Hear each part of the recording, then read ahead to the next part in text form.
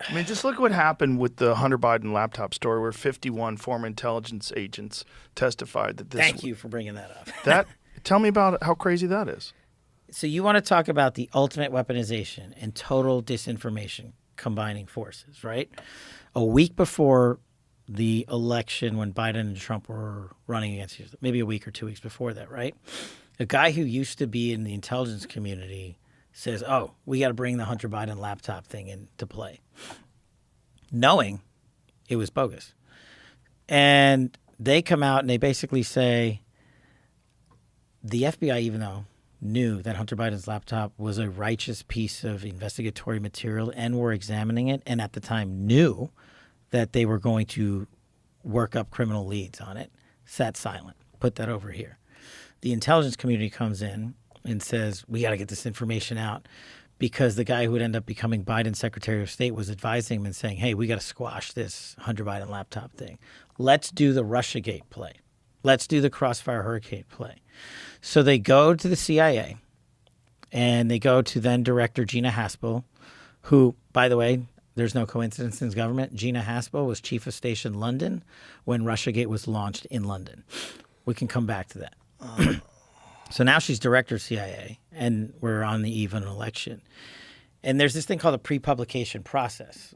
So like when I had to put my book out as a government server, whatever you call it, it has to go in and everybody's got to read it and they got to chop it and whatever. It takes forever, even if it's a 2-page document. The 51 intel letter was written by these same people, some of who participated in Russiagate. And the person that has to authorize that is the director of the CIA before it goes public.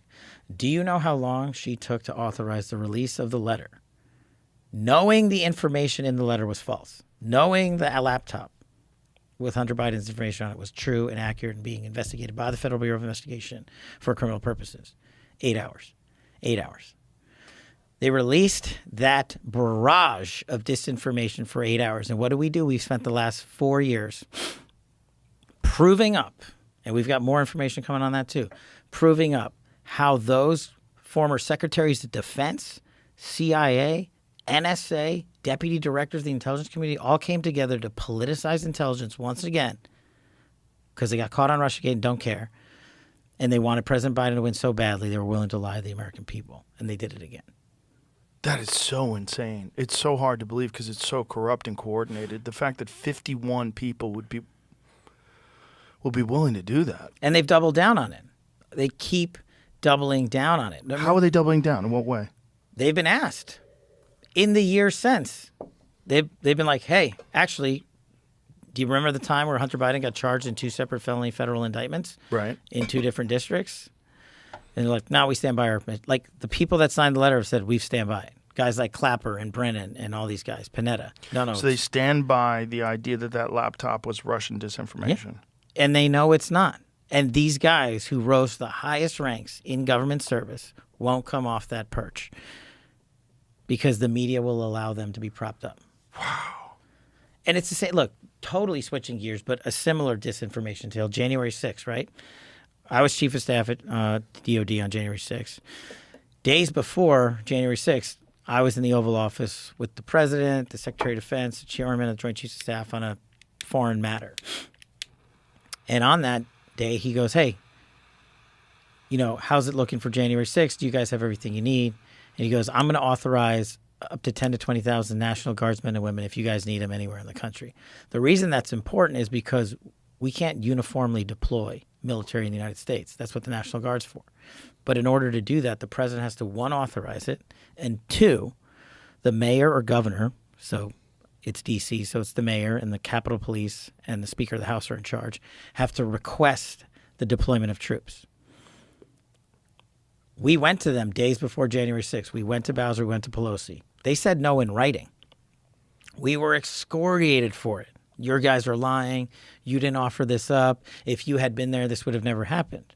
Well, actually, President Trump preemptively authorized 10 to 20,000 National Guard. And what happened? I spent the next 3 years and hundreds of thousands of dollars in legal fees testifying before Congress, proving up just what I had said was the truth. Then the documents came. We finally got them out because I know what we had written. And it showed Bowser in writing declining National Guard. It showed Pelosi in writing saying no to the Capitol Police. Don't get the National Guard. So they wanted it to be chaos. Well, that I'll leave to you on that. But what I'm telling you is they knew what was true. They knew what was false. And I'm not asking you to give an opinion on the events of January 6th. But had 10,000 of my guys been there, do you think it would have gone differently? Yeah, 100%. They stopped it, and they spent years lying. And now we're still lying about that authorization, even though we've put it to bed, like Russiagate, like Hunter Biden's laptop, 51 intel letter. They keep doing it over and over again. What about agent provocateurs that were involved in January 6th? So what we just released to Congress was, I think we're still digging through it, is there was a couple of dozen sources that were involved with January 6th. And so we're getting Congress those files, and the American people are going to learn the extent of that. We're doubling down on our investigation on the pipe bomber because we think it's of great public importance that someone almost blew up the headquarters for the RNC and DNC. And, oh, by the way, the Vice President of the United States happened to be in the vicinity of that pipe bomb. How did that pipe bomb not detonate? Was it faulty? Or did they never activate it? Yeah, it's the latter. And so, but we keep going back to events like January 6th, and I keep trying to say, hey, again, don't trust me. We put out the truth about Russiagate, about 51 intel letter, about Hunter Biden's laptop, about the National Guard on January 6th. These are the guys that are now in charge about these sensitive issues like the pipe bomber and all this information you want. So we're the ones that are reopening these investigations and doubling down on them. COVID origins. We think that there was definite foul play, but my opinion is irrelevant. It only matters what I can show to the American people and prove. And that's what we're working on. That's why I don't run out there and say, look, we're going to get this guy. We're 100% going to get him. We're working our butts off to get him. We're also working our butts off to identify who brought cocaine into the White House. Because when you bring a felony narcotic into the most secure compound in the world, I think the world has a right to know. Yeah, is there footage of that? So we're on There's like a known guy who likes coke who happened to be at the White House at the same time. Well, again, also, I don't want to jump to conclusions because, I've done this for a long enough time where even the most obvious suspect, you're like, well, shit, it wasn't him, it was her. Right. So let's do it methodically. We are. It's of great public. If someone brought a dime bag of cocaine or however you package it, I don't know, or pills of fentanyl into the White House now. Yeah. In a Trump administration, what do you think the media would say? What a wild motherfucker doing coke in the White House. You know how wild you have to be? I mean, to be doing lines in the bathroom of the White House? I was like dancing the line when I was using the bathroom that I wasn't supposed to use because I wanted to go to the East Wing and they had a nicer setup. And I was like hiding my badge. That's as far as I took it.